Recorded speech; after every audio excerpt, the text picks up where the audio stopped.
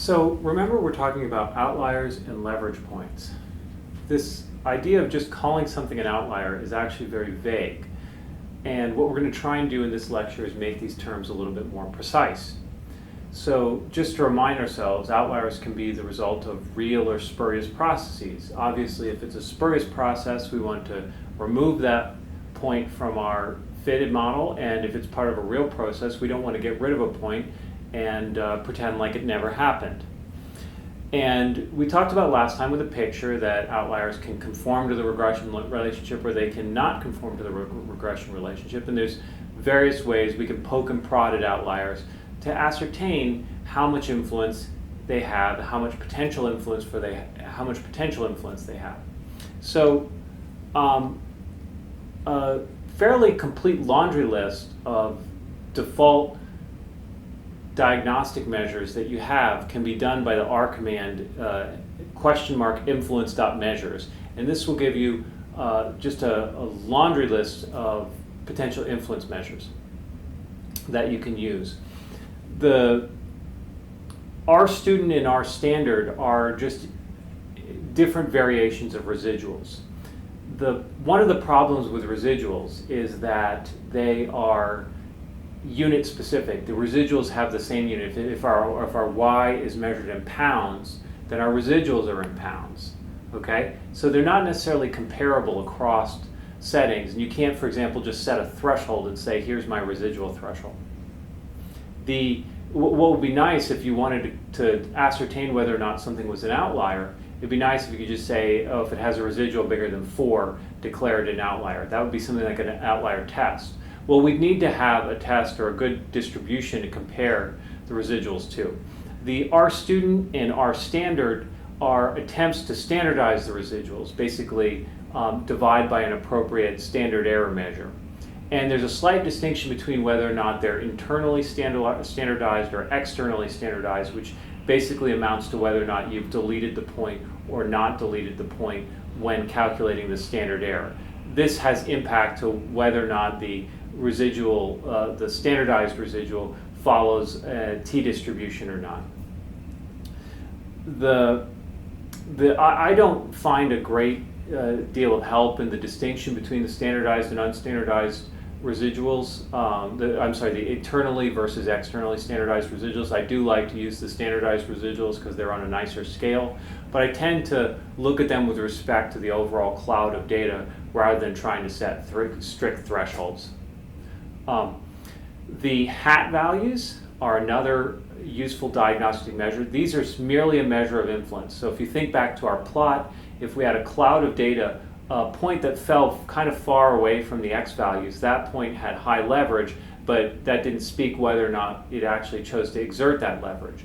Well, leverage is just a measure of that, how kind of far outlying it is from the collection of X's. The further it is, the more leverage it has. Now, if we just have one X, it's easy to visualize that. If we have lots of X's in a multivariable regression, it's hard to visualize, and then stuff like hat values become very useful.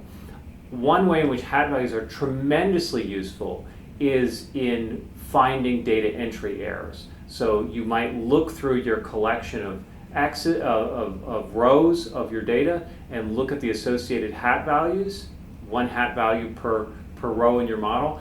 And if you see some that are extremely large, not only will they potentially impact your model, but you should look at that row to ascertain whether there was a data entry error. And then we get to how do we measure things like influence, actual influence, not just the potential for influence. Well, almost all of the influence measures follow along the following lines. Take out that data point, refit the model, and then compare to whatever aspect of the model you're thinking about what happened between having the data point in and having the data point out. So DF fits for every data point sees how much the fitted value at that X value changes depending on whether or not that point was included. The DF betas look specifically at the slope coefficients. How much do the slope coefficients change whether or not that particular data point is included? So for the DF fits, we get one DF fit per data point. For the DF betas, we get one a DF beta for every coefficient for every data point. So if we have a model, a linear regression model, we have two coefficients, the intercept and then the slope term. So our DF betas will be a matrix of 2 by the number of our data points. Cook's distance is just an overall change in our coefficients. It summarizes the DF betas in a sense.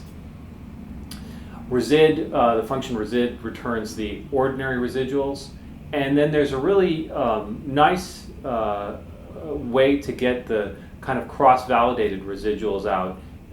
So the idea, again, is to leave out the data point and then look at the predicted y value at that x value, whether that data point was included in the fit versus whether or not it was, when it was not included in the fit. Those are the so-called press residuals. So the sum of the squared press residuals is like the leave one out cross-validated error. And what's interesting in linear regression is you don't actually have to refit the model. For none of these things do you actually have to refit the model. There's linear algebra relationships that can get exploited, so they're very fast. And here, I just show you that if you take the residuals and divide by 1 minus the hat values, you actually get these so-called press residuals. The press residuals are less specifically useful for detecting outliers and determining influence than they are for ascertaining things like model fit. Okay, but I just put it here because it's related. So let me just give a couple of words about how I use these things before we then go into some computer experiments. So the first thing is I'm not a big fan of simple rules like thresholding rules. Maybe if you have giant data sets and automated systems, you need to get involved in that. But for me, if you're kind of digging deep into a data analysis, you really want to not think of these in terms of simple thresholding rules for declaring things an outlier. You want to kind of take a more holistic approach. Look at the collection of residuals relative to the other residuals. Look at the collection of hat values relative to the other hat values. And some of the measures, some of these diagnostic measures don't have meaningful absolute scales. And they might depend, for example, even standardized versions might depend on the sample size. An important aspect of all these measures is that they probe your data to look at influence and whether or not something is an outlier in separate ways. So you want to really think of them as diagnostics in the same way a physician thinks of diagnostics as sort of poking and prodding at your data to try and figure out if there's any problem. So in residual plots, the main residual plot that everyone does always is to plot the residuals versus the fitted values. And in these residual plots, you're just looking for any systematic pattern. If there's any systematic pattern in your residual plot, that's evidence of some kind of lack of fit, and we'll go through some examples. Another plot from the collection of plots I showed before is the residual QQ plot. That's trying to ascertain normality. The plot of the leverage values is, again, we've talked about leverage values. This is just ascertaining are there any points that have high leverage, and you want to go look at those rows of data specifically. Maybe there were data entry errors. And then the influence measures get to the bottom line. If I remove this data point, how much does it impact the fitted model, the coefficients, and so on? Okay, so let's just go through some examples of using these things, and I think you'll get the hang of it, and from this you can read on these and other influence measures to incorporate them in your data analyses.